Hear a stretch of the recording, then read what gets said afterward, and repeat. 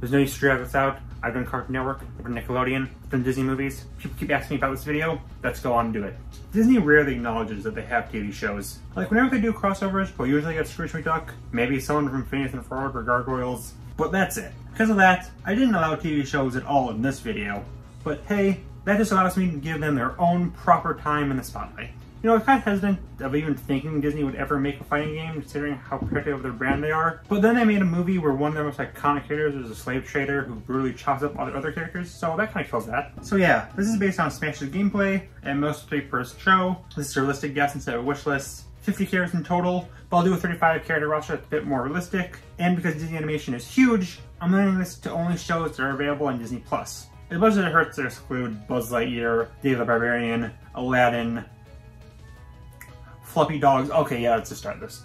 Hey, remember when I gave you the rules? Frick you. I only include Mickey for Mickey characters in the last roster, but now, for the only time on this list, I'm going to include more than 3, because it is literally Mickey Mouse. Mickey, Donald, Goofy, Minnie, and God himself are all on this roster. Listen, these guys have been around for close to a century at this point. It should be ridiculously easy to come up with a moveset for them. Some things I'd like to see are Pluto appear in Mickey's moveset. Donald would obviously have a move where he gets super angry. Pete could have a move where he spits like a Steamboat Willie. Pete could have both his modern classic designs. Pete could be the only character in this game. I don't know, I'm just spitballing. Skipping 60 years later, we get Gummy Bears. I barely remember the show, but like, I guess it's important, to being the first Disney afternoon show. Anyways, the leader of the Gummy Bears, Zummy Gummy, uses a bunch of magic and can bounce, I guess. Also, this has nothing to do with this video, but the theme song for this show goes so unbelievably hard.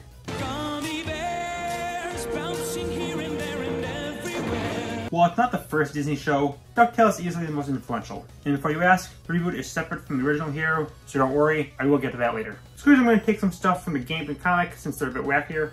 They have inertia rays, a Superman transformation, and of course, the Pogo Stick. I'm throwing a launch pad here too. Not sure what he can do without just having him fly around a freaking plane everywhere, but as a pilot and an engineer, he could do something. Chip and Dale. Don't think it, don't say it. Don't think it, don't say it. Don't think it, don't say it. Don't think it, don't say it. Don't think it, don't say it. Don't think it, don't say it. Don't think it, don't say it. Don't think it, don't say it. Don't think it, don't say it. Don't think!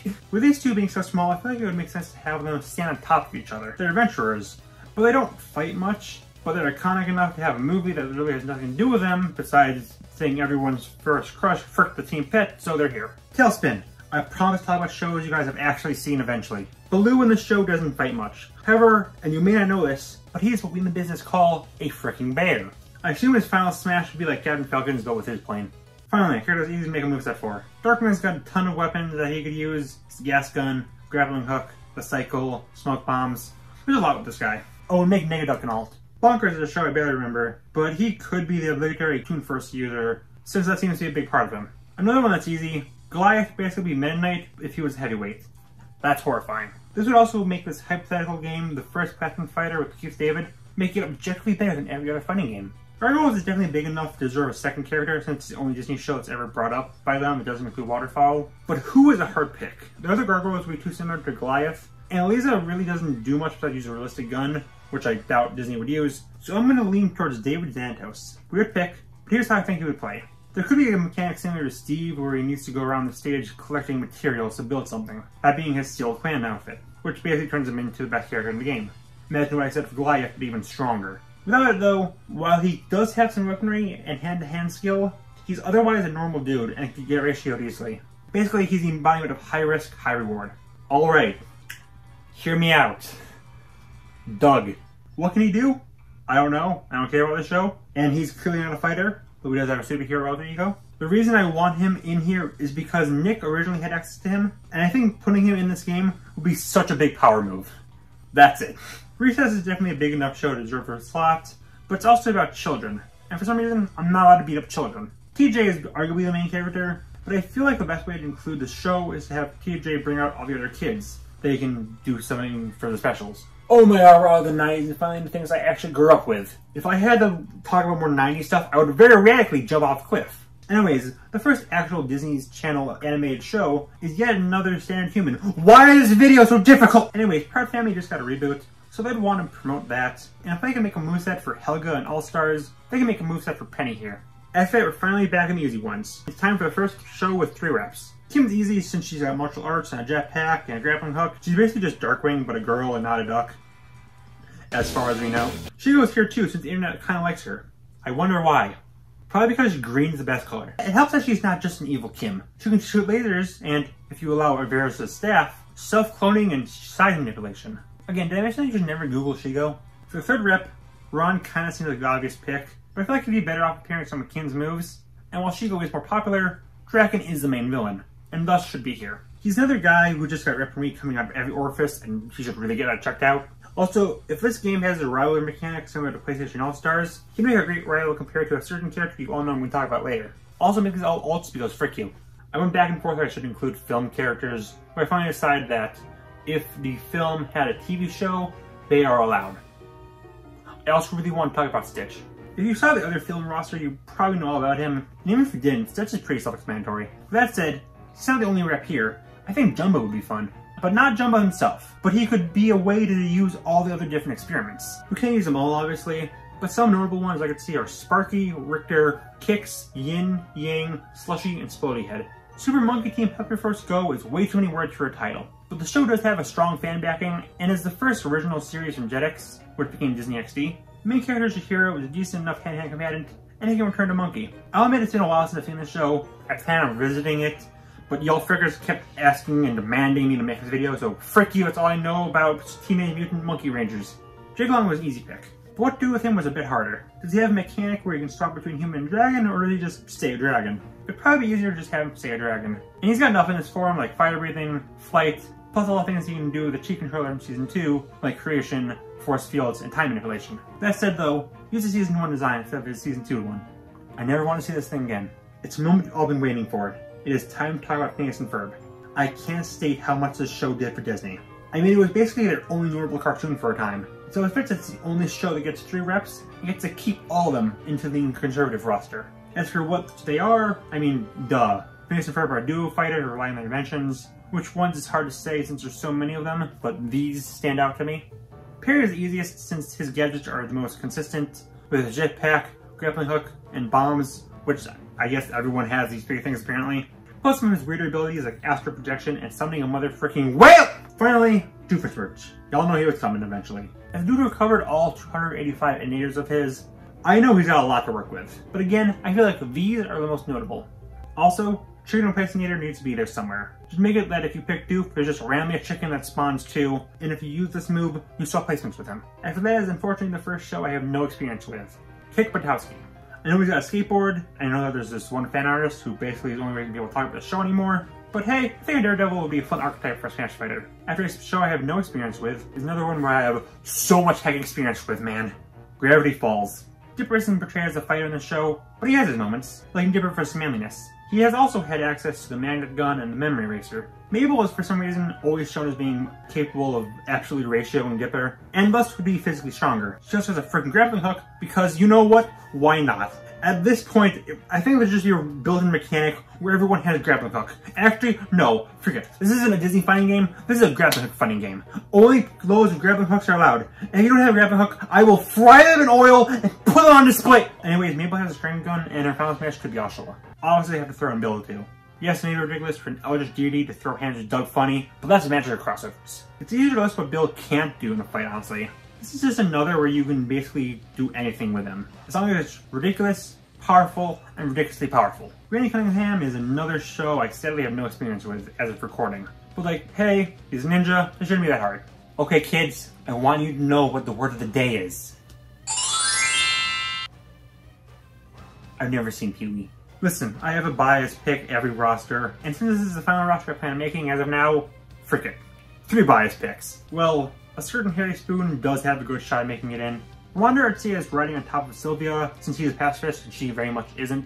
Though he can do various stuff with bubbles and, I don't know, bludgeon people to death with the banjo. Basically, Wander is a special and Sylvia is the standard moves. Well, Mr. Sunshine Banjo Face has a good shot at making it in this very hypothetical game. Hater and Dominator really don't, but for you. Hater's main strength is the electricity power, but he also has the Source Energy and the Hater V.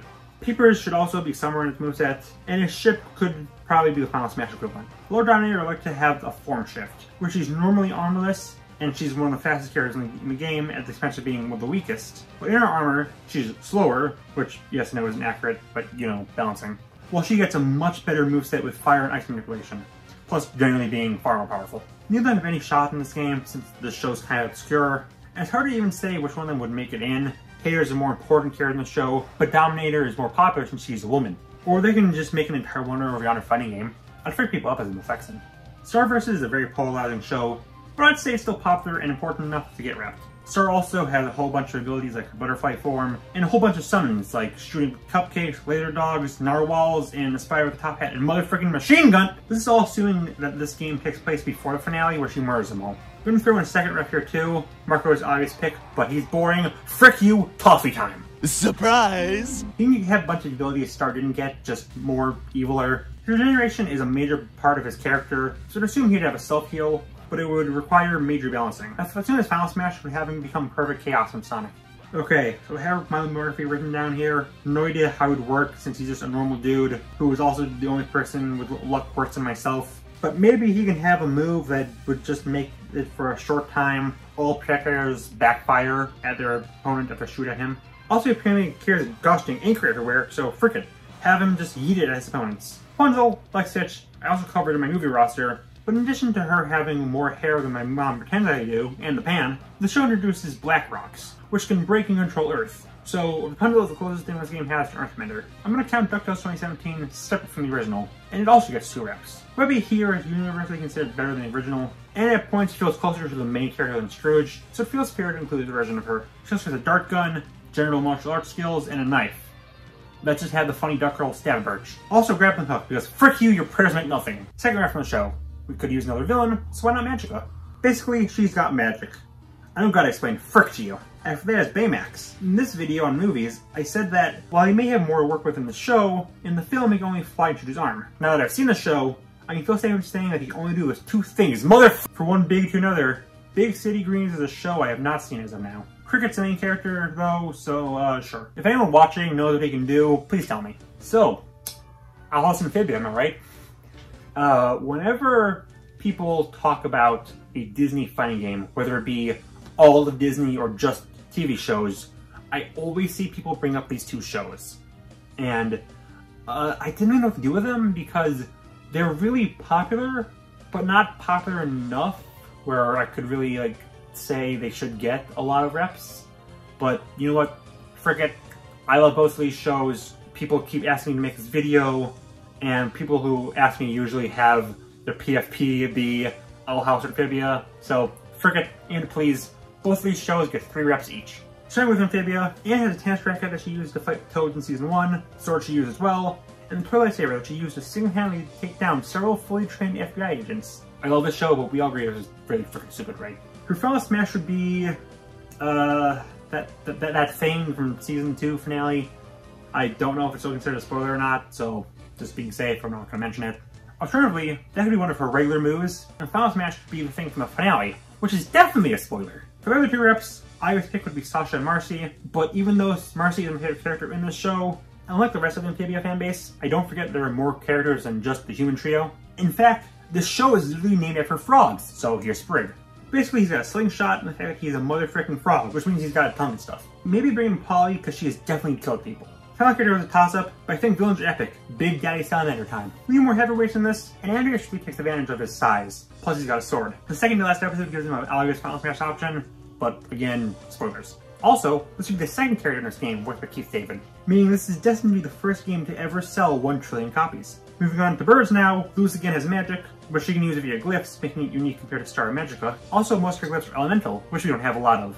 Most of her moves are more of a trapping with straight up offensive, so that's again a nice difference. Also, I think we could maybe throw in Willow, Gus, and Amity as ults, or his costumes reference them, maybe Hunter as well. Ida is the obvious second rep. She's got magic as well, but it's more so just about murder. The up special would obviously include the staff and Owlbert. Maybe she can also have the Porter Hootie, because who wouldn't want to see Hootie? There's also a whole form from the Season 2, which makes you question things. Again, can't show for spoilers. But if you've seen the show, you know what it is. I like to say Lilith could be an alt, but she doesn't have a special form. She could be like a color reference though. As for the final character, I mean, I went with a villain for Amphibia. Why not here? There is one big asterisk though. Since I wrote this the day after the Season 2 finale, which absolutely fricked up Bellows and my idea for my moveset for him. I could still see him as an extremely strong ranged character, but painfully slow. Maybe making him a glass cannon too. Also have an alt where he's maskless because I've seen what you frickin' said about him. So usually in these roster style videos, I try to make the final character I mention be like this really like weird out of the box pick. But for this one, I don't have that. It's actually the final character is Molly and Scratch from the Ghost of Molly McGee. The final of the shows I have not seen. I know Scratch can do some freaky stuff, and I do plan on watching him soon, but for now, sadly, I have no moveset envisioned for them. So, it's finally over. I've done a fighting game roster for every major kids network. Why it's an accomplishment. Anyways, this was really fun, even if I wish I had seen a lot of these shows more recently. But hey, what can you do? This was a pretty hard to decide who to include. These are a small handful of characters I considered, not counting the previously mentioned rule of only shows on Disney+. Also, since I hate myself, here's roster cut down to 35. Worth noting that I feel like Dipper and Mabel would now be a double team like As Climbers, or what I said for Phineas and Ferb, that Mabel doesn't have her own slot. I have finally done it. I have finally done the Disney TV animation fighting game roster. And now, with my purpose fulfilled, I can finally ascend into heaven, like was always intended.